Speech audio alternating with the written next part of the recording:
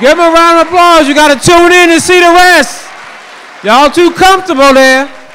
Give them a round of applause. We're going to keep it. Give them a round of applause. Give VT a round of applause, guys. All right. Keep the party moving.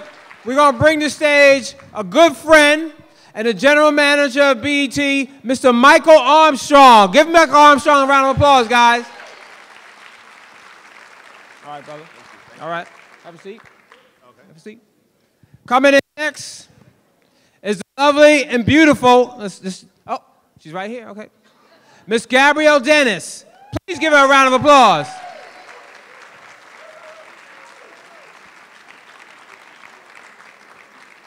How are you? All right. And finally, but not finally, Mr. Woody McClain, guys. Give him a round of applause.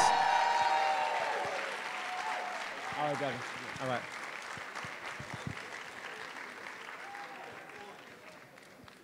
Okay. Oh, okay. Here. Try to take this one. Well, can we get some of the other ones? Yeah, sure. They work.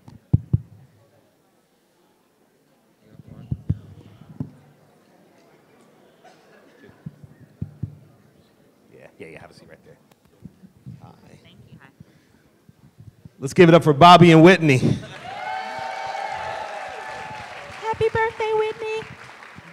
And another special thanks to Connie, who introduced the clips and conversations strung together as part of the first night. Let's give it up for Connie. I want to give her a special shout out because you guys are actually seeing the most that anyone's seen of the Bobby Brown story. And obviously you're seeing some scenes strung together, pre-color correction, pre-audio. You saw some tickers in the corners. When you see it on the first night, in the first 2.5 hours, and the second night, the 2.5 hours, you'll see the full story of these wonderful actors, Woody and Gabrielle, who really embody the story. Can we get somebody to do this? So we're here in Martha's Vineyard at this beautiful setting, this wonderful film festival. We had a chance to show the audience a little bit of what you guys did to embody these amazing characters. And so, Gabrielle, I'll start with you because obviously Bobby Brown had the opportunity to be on set to tell his story, as we saw some very juicy parts of his story.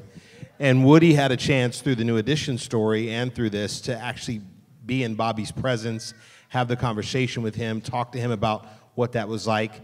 You had to take a different approach with Whitney not being with us, and tell us how you got into the character to play Whitney Houston. I prayed a lot, but for me it was more about speaking to people that knew her personally, different from the way we all know her. We know her as glitz, glam, public persona Whitney. And we all, a lot of times in our public life, are a lot different than we are in our home life. So it's trying to take away the things that made her feel like superstar. Because in this movie, she's playing a supporting role because this is the Bobby Brown story, and the shine is about Bobby. And she's, in effect, also in her life, played the supporting role as his wife. So for her, in my research, that was a very important role for her to play. That was one of her most important roles. You'll see, like, she corrected the paparazzi a lot of times and would correct them and say, no, it's Mrs. Brown. You know, that was very important to her. So in this, it was again, just talking to people that knew her, everyone from obviously Bobby Brown to background singers, to people that work with her in her circle, to people that know her personally and intimately, even Babyface. And just watching videos. I mean, it was a quick process, but like I said, prayer. Well, from the little bit that we saw, and I know we'll see a lot more of you in the full two-night, September 4th and 5th on BET, we'll have a good chance to see you play her through the whole piece, and you've done a wonderful job. Thank you. And Woody. Thank y'all. Yes. Woody's smiling. You do not have the Bobby Brown gap in real life.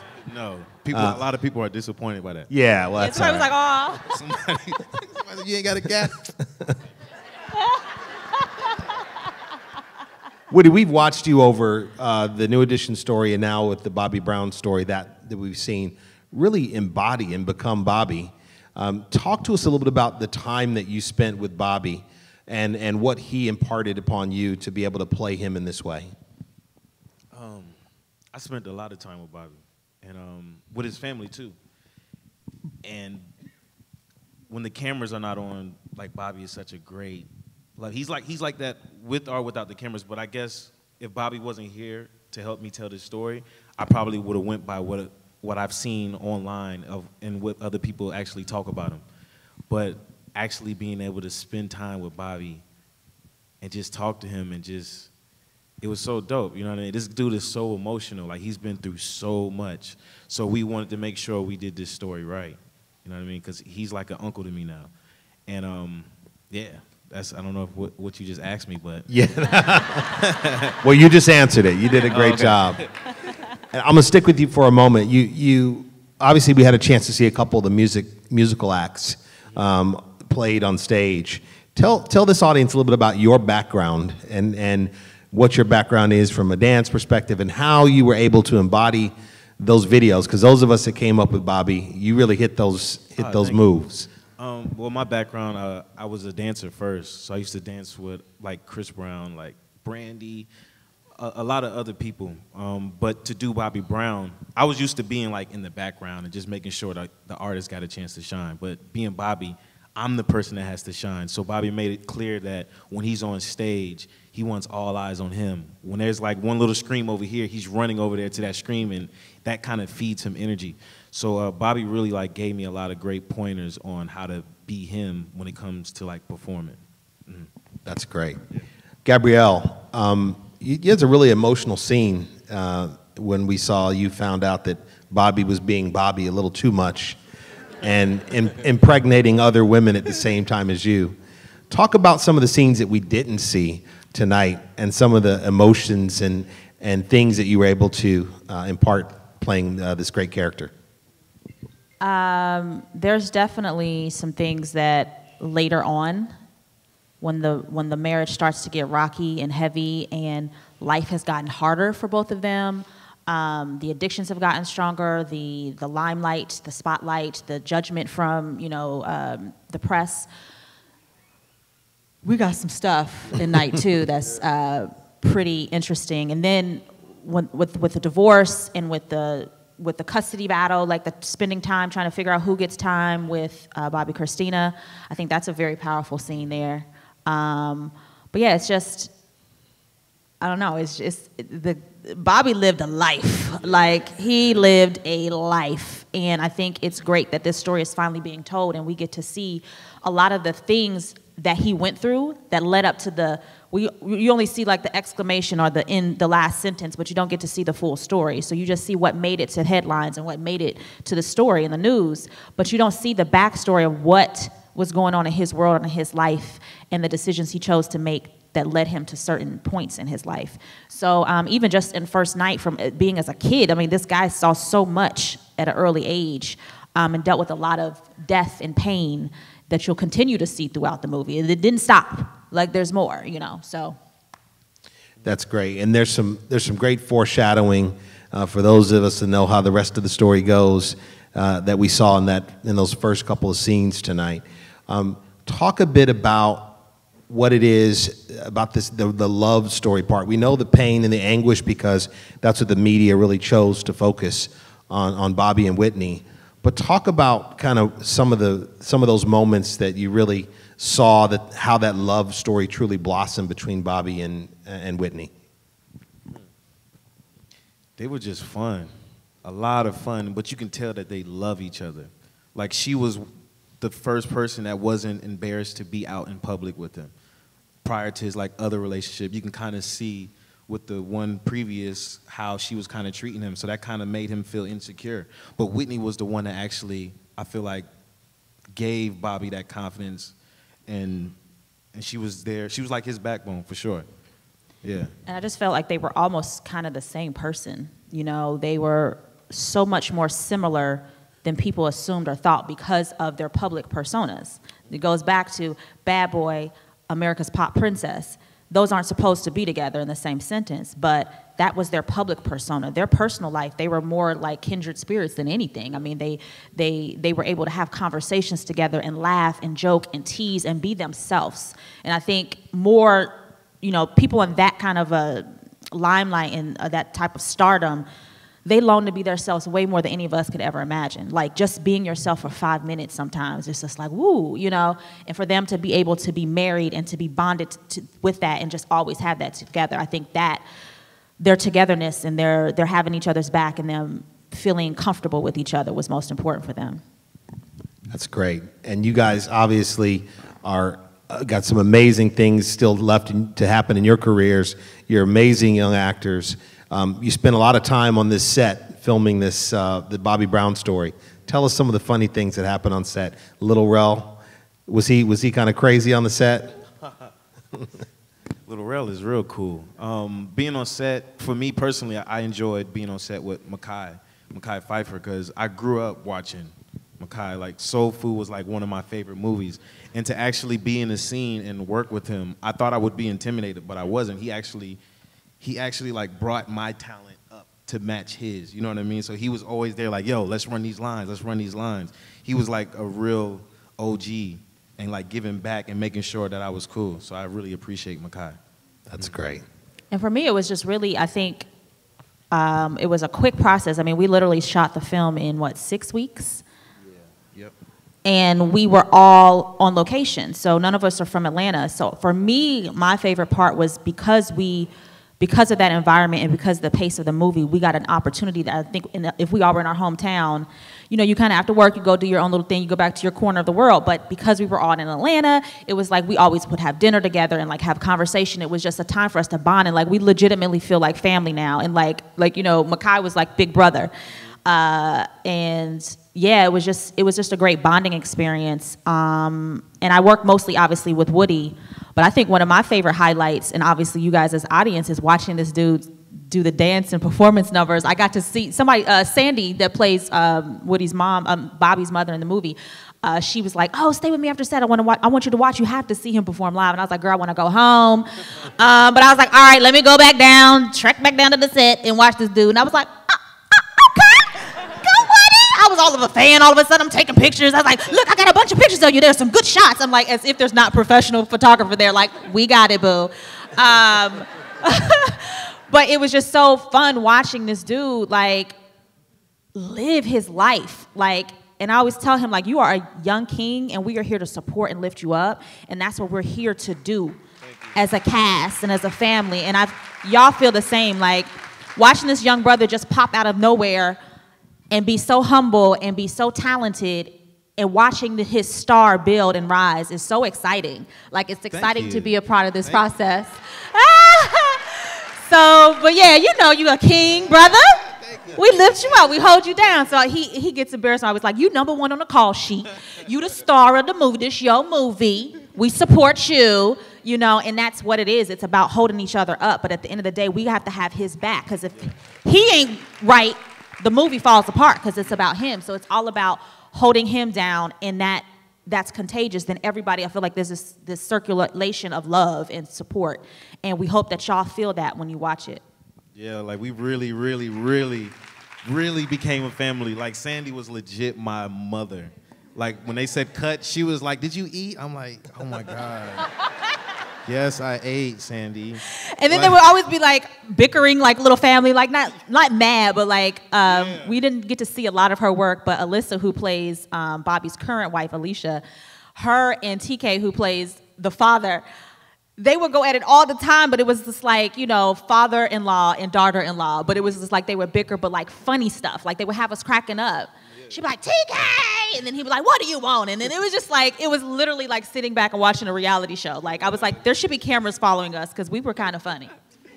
I learned how to sip wine. Because Sandy used to get mad, because I used to just go like, "It's like Kool-Aid." She was like, she'll smack me and be like, "Boy, don't ever say that again." I'm like, "All right, cool." So now I sip wine. I love it. Well, you all are both extraordinarily stylish, but let's talk a little bit about some of the clothes that you had a chance to wear.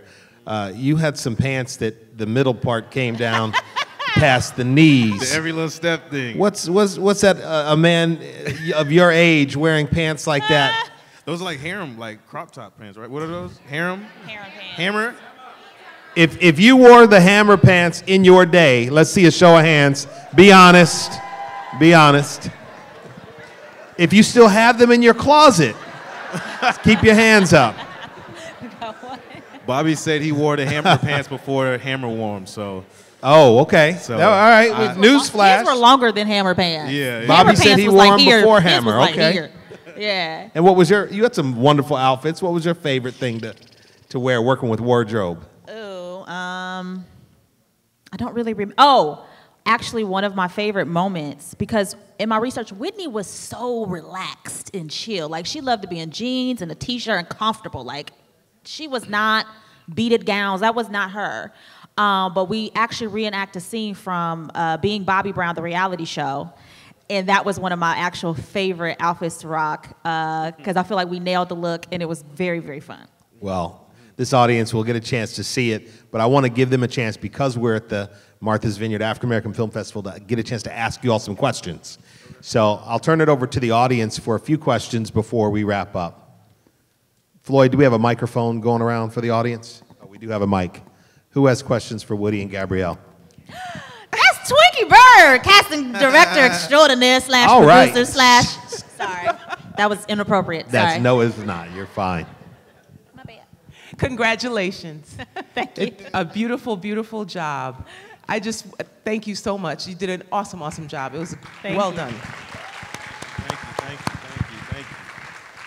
I just want to know, for both of you, what was it like getting the call that you're going to first Woody, because you played him in the New Edition story, and then Gabrielle playing Whitney. What was it like getting the call, and as actors and actresses, if you can give some of the actors and actresses in the room a little word of encouragement? For me, personally, the New Edition was like that was my first audition, so, and I was still dancing, so I didn't know how to feel at the moment. Because I remember Chris Robertson giving me a call, and he was like, yeah, young brother, you got the part. And I was like, what the F? I said, I said it. And he was like, excuse me? I was like, oh, no, I meant thank you so much. But I don't know, I told my mom, and my mom was like, she was like, oh, that's good. What you gonna do next? My mom is like, always, what you gonna do next? But but it felt great, and I really love being on set. I love, like, the treatment is different from being a dancer and being an actor. Because I know both sides, like, dancers make a performance. Like the backup people that's behind you, they actually make the performance, but they get treated like trash. You know what I mean? Like, I hate to put it on blast, but like, dancers get treated so bad. There's like no union, no nothing. So being on this side is extremely dope, but I always want to make sure, but I always want to make sure that I talk about the dance, you know what I mean? Because I come from that, and I still have friends that still dance to this day. So I want to make sure that they can be able to get treated right. Yeah. Nice. Yeah. Hashtag treat the dancers right. Yeah. Hashtag. Yes, I used to dance too, and it was definitely a different experience. For me, I got the call. Well, there was a full-fledged audition process. Just to kind of tie in both of your questions, as far as actors' advice and encouragement, somebody is always watching you, even when you don't think they're paying attention. Casting director Robbie Reed, who is an amazing casting director, she saw something in me that I had seen her out a few times, and she would ask me questions like, are you still singing? And like, what's going on in your world? And just in hindsight, I was like, oh, girl, you have been paying attention to me for a minute, you know? Like, you had me in mind to bring me in for this. So my first experience was going to a table read. No one was cast at the time. Robbie had invited several actors to come out just so that the producers and the directors could hear their words out loud. Obviously, the only person cast at the time was Woody. So going to, basically, it felt like a cold read, the biggest, longest cold read ever. So I go in, and from there, they started the casting process. I had auditioned in Los Angeles with an audition. Then I came back in LA for a chemistry with Woody. Then I had to go to Atlanta because they were already there. I went and did another chemistry read. It was down to me and one other girl. Then I went home and I was like, well, that was that. But I didn't feel as confident as I felt what I knew I could do in the room because there was a singing portion to the audition. I don't do gospel music, okay? And one of the song I had to sing was a gospel song. I wasn't very familiar with this gospel song, but when I tell people, they was like, girl, how didn't you know that song? And I was like, sorry, I didn't. So I go home and I just sat on that for days and I re-recorded myself singing the song and sent it in. And what I had found out later on was that helped them feel like this girl's passionate about this job. She really cares about this role in this project. Now, they didn't tell me if that was the reason I got it or not, but that very next day, a day or two later, I got a call. It was a Saturday, and the director called me, and he was just like, hey, it was like a number I didn't recognize. You know how that is. We don't even know if we want to answer it. But I also knew I had just recently auditioned, so I was like, let me pick up this phone on a Saturday morning. And he's like, hey, this is Kyle, the director. I'm like, duh, I know who you are, yes. And he's like, you got the job. I was like, okay. And then it was like, I said, no, this is going to move fast. I was like, okay, cool, I'm ready. And then he's like, and then Monday I was in Atlanta. So it was like, there wasn't much time to think about it then, but it was just about being present in the moment. And I think for me, it was good, and even Woody, you said this several times, like being on location helped feel more present in the process because we don't have the normal distractions of like your normal life around you. But I think I answered the question. I'm sorry. You did. I'll take one more question. We got one back here. Hi. I just want to congratulate you. I mean, I'm sitting here in awe, you know, watching you in the New Edition story and here. Those concert scenes are amazing, and they bring me right back to those times. I mean, you nailed it, every move, you know, I was looking because, you know, I used to watch Bobby Brown, and you nailed it. So the research that it took, and you nailed Whitney's movements, her gestures. I mean, over time, you actually began to even look like her in the movie. So I appreciate that level of dedication and professionalism. And I also do appreciate the love that we saw between them because the media constantly tore them apart. That scene was so tender, and I don't think people in general think about Bobby and Whitney in that way. And I think their relationship and their marriage probably ends up informing people like Jay-Z and Beyonce, where they keep everybody out of their business so that they can maintain, you know, their own sense of intimacy. So they were almost like the sacrificial lambs. But I appreciate your work. Thank you so much. Thank you. Thank you. All right. That is a really good way to, I think, wrap it up. We appreciate your work, the nuance, the effort that you put into these great roles, and we really can't wait to see you guys on September 4th and 5th on BET. So make sure you tweet out any of your social media, hashtag Bobby Brown BET. Let's give it up for Gabrielle and Woody. Thanks, everybody, for coming out. Thank you. Thank you all for making the trip to the festival, and really, really look forward to seeing you guys. Thank you. I can tell who's going to the all-white party. I can tell.